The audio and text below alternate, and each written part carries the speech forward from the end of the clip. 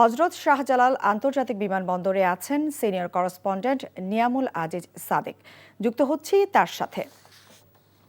সাদেক, ফ্লাইটের বিষয়ে কি তথ্য আছে আপনার কাছে?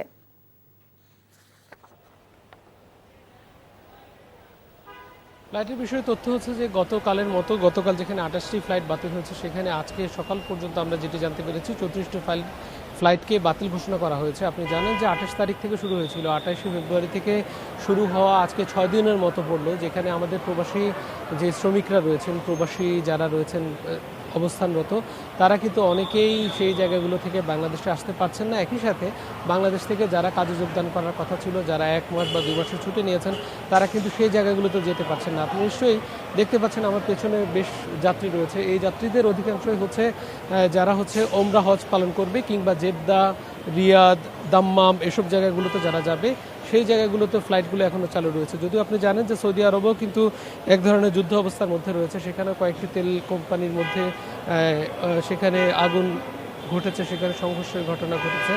এর পাশাপাশি আপনাকে জানিয়ে রাখতে চাই, মধ্যপ্রাচ্যের অন্য অন্য যে ফ্লাইটগুলো রয়েছে সেগুলো কিন্তু আজকে আপডেট জানানোর কথা ছিল, আজকে নতুন করে চালু হওয়ার কথা ছিল, কিন্তু দুঃখজনকভাবে বলতে হচ্ছে যে সেটি এখনও চালু করার কোনো ধরনের সম্ভাবনা দেখতে পাচ্ছে না যারা সংশ্লিষ্ট রয়েছে।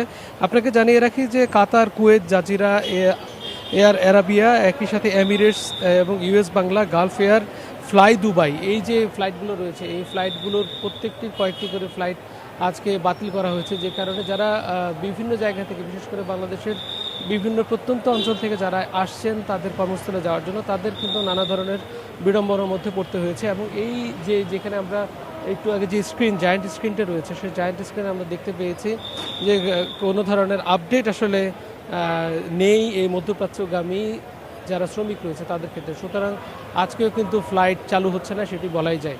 তামান্না, জানছিলাম মধ্যপ্রাচ্যে ফ্লাইট বিপর্যয়ের খবর।